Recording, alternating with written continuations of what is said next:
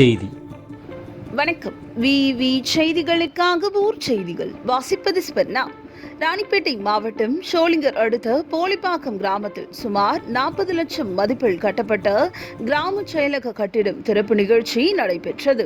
திமுக முன்னாள் கிழக்கு ஒன்றிய செயலாளர் செல்வம் முன்னிலையில் ஊராட்சி மன்ற தலைவர் கார்த்திக் தலைமையேற்று கட்டிடத்தை ரிப்பன் வெட்டி திறந்து வைத்து குத்துவிளக்கு ஏற்றி பயன்பாட்டிற்கு கொண்டு வந்தார். புதிய கட்டிட வளாகத்தில் குடியரசு தினத்தை முன்னிட்டு முதல் கிராம சபை கூட்டம் நடைபெற்றது.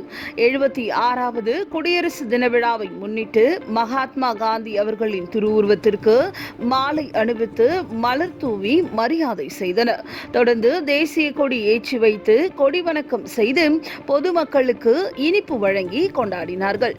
தொடர்ந்து நடைபெற்ற கிராம சபா கூட்டத்தில் போலிப்பாக்கம் மற்றும் அதனை சுற்றியுள்ள கிராம பொதுமக்கள் பயன்படும் வகையில் ஆரம்ப சுகாதார நிலையம் அமைக்க அரசுக்கு பரிந்துரைக்க வேண்டும்.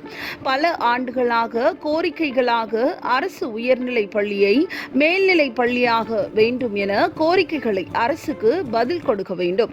கால்நடை மருத்துவமனை அமைக்க வேண்டும். பழுதான 1 லட்சம் லிட்டர் மேல்நீர் தேக்க தொட்டியை அகற்றிவிட்டு புதியதாக மேல்நீர் தேக்க தொட்டி அமைக்க வேண்டும்.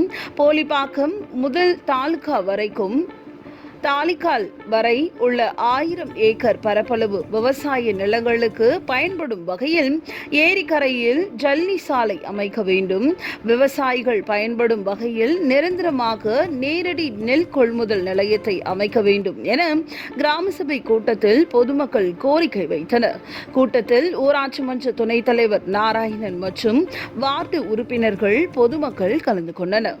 விவி செய்திகளுக்காக விஜய் மற்றும் பாஸ்கர்.